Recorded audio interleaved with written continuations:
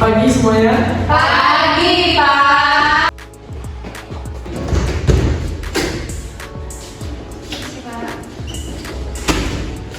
Nah, silakan. Masih coba. Silakan. Baiklah, sebelum mulai kelas pada hari ini, untuk ketua kelas akan memimpin doa. Baiklah, sebelum kita memasuki pembelajaran pada hari ini, ada banyak kita berdoa menurut kepercayaan masing-masing. Berdoa mulai. Berdoa selesai. Baiklah, kita Bapak absen. Hanya sekali panggilan, kalau tidak ada pengumuman pun, Bapak lupakan. Ya, Pak. Nadia, Hadir, Pak. Bisa, Hadir, Pak. Inti, Hadir, Pak. Ras, Hadir, Pak. Dian. Hadir, Pak.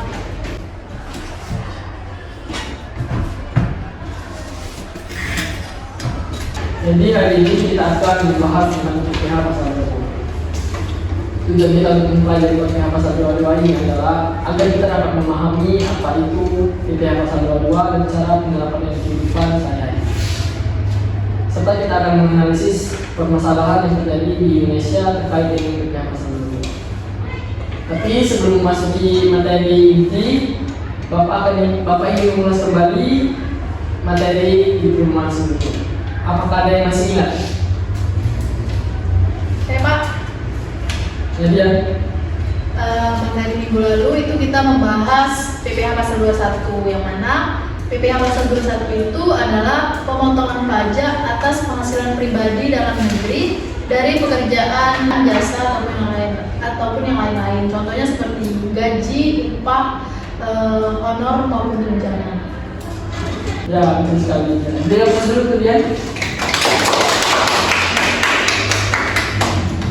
Di pertemuan sebelumnya kita telah membahas apa itu PPh pasal 21. PPh pasal 21 itu berkaitan dengan gaji atau honor atau tunjangan.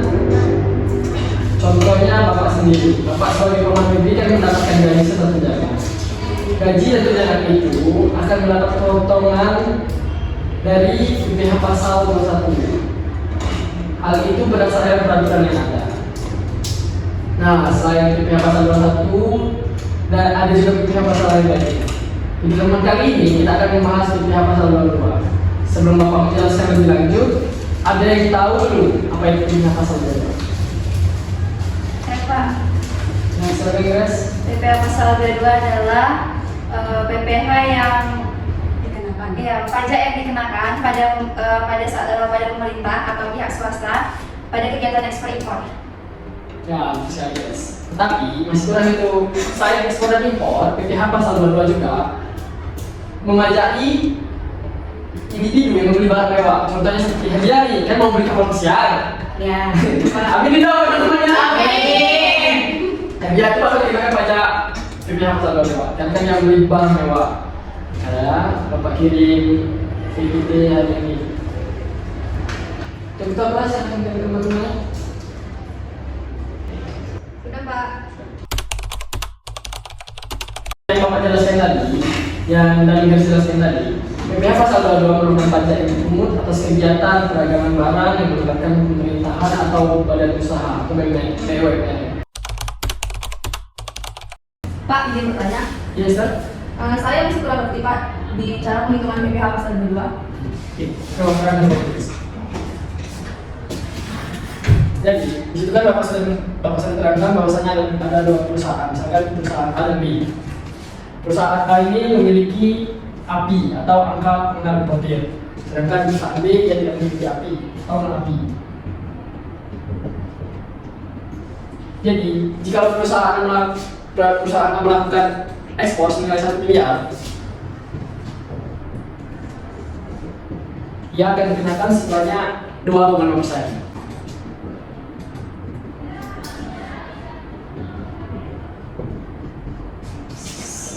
Sedangkan perusahaan yang non-API akan dikenakan sebanyak 7,5%.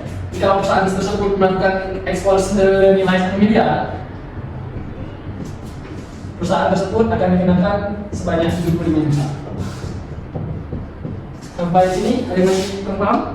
Sudah Pak. Baiklah, kalau kalian sudah paham, untuk instruksi selanjutnya kalian akan dibagi berkelompok. Baiklah, untuk pembagian kelompok Bapak akan menggunakan aplikasi Spin. Tadi Bapak tulis dulu nama kalian ya. Iya Pak. Oke Pak. Nih, untuk kelas yang kita namanya. Baik Pak. Untuk kelompok 1 yaitu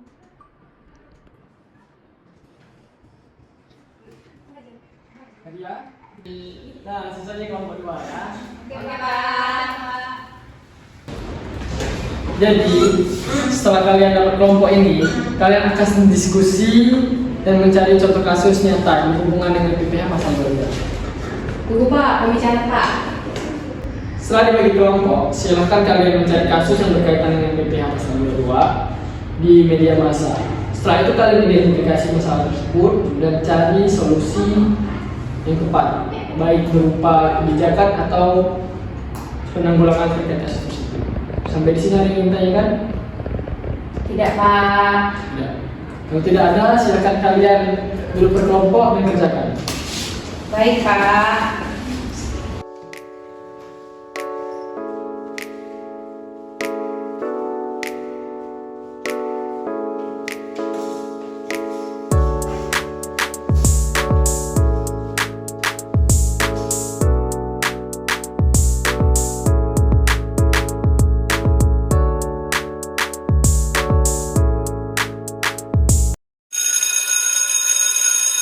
Bagaimana, sudah selesai? Belum Pak. Belum Pak. Ya.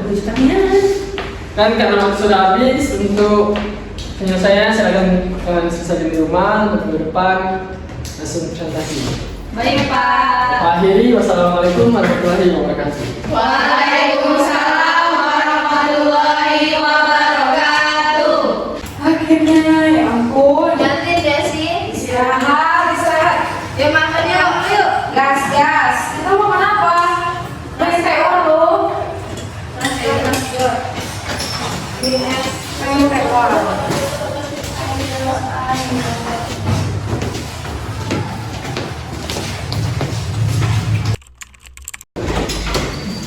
Assalamualaikum semuanya. Waalaikumsalam Pak.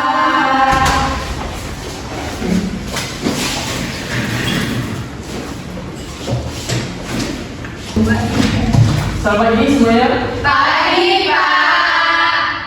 Sebelum mulai pelajaran pada pagi hari ini, Bapak silakan berdoa. Baik, sebelum kita memasuki pembelajaran pada hari ini, ada banyak kita berdoa menurut agama dan kepercayaan masing-masing. Berdoa mulai.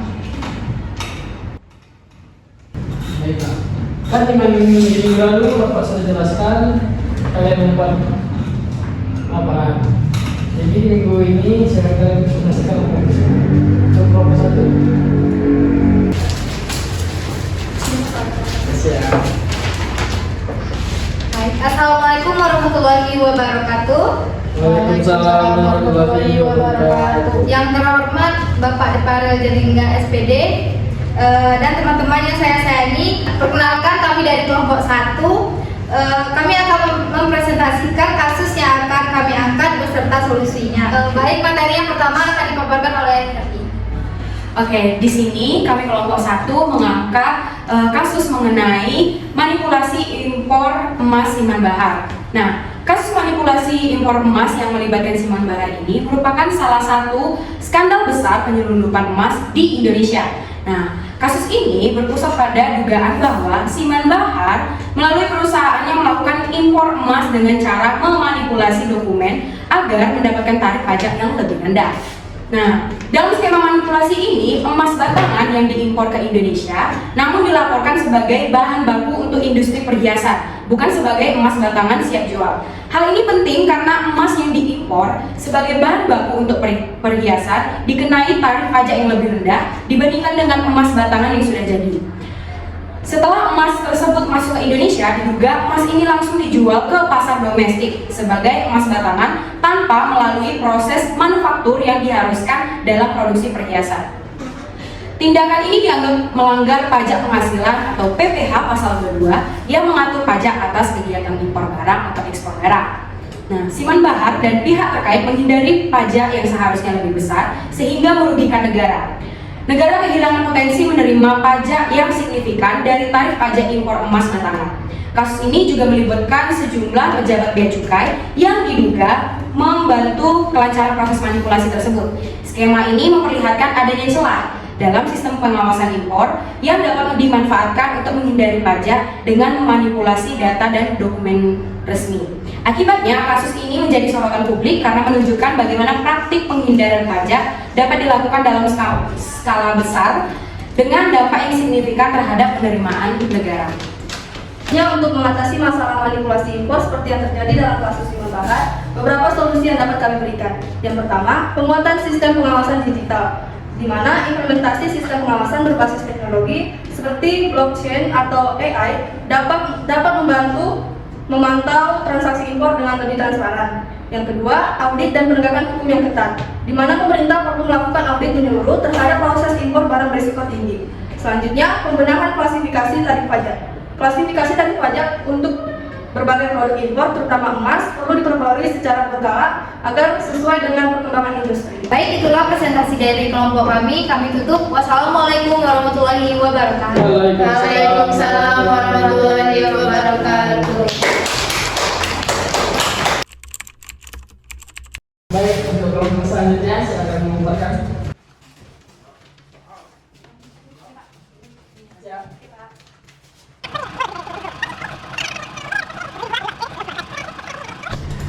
Ya, menurut hasil dua kelompok mapa tadi, dapat kita simpulkan bahwasanya PPh pasal 22 ini lima upaya terbesar dari negara.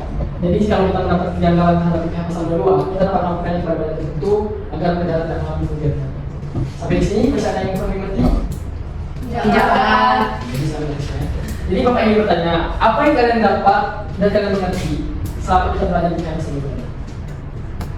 Pak, selama kita mempelajari PPh pasal 22, itu yang saya dapatkan yang pertama, kesadaran akan pentingnya kepatuhan terhadap peraturan perpajakan. Ini menjaga stabilitas ekonomi dan mendukung pembangunan negara. Nah, terus dari kasus yang telah kami angkat, kemudian juga kasus dari kelompok 1 itu juga mengingatkan akan dampak pelanggaran pajak, tidak hanya bagi individu atau perusahaan yang melanggar, tetapi juga bagi kepercayaan publik terhadap sistem perpajakan dan pendapatan negara.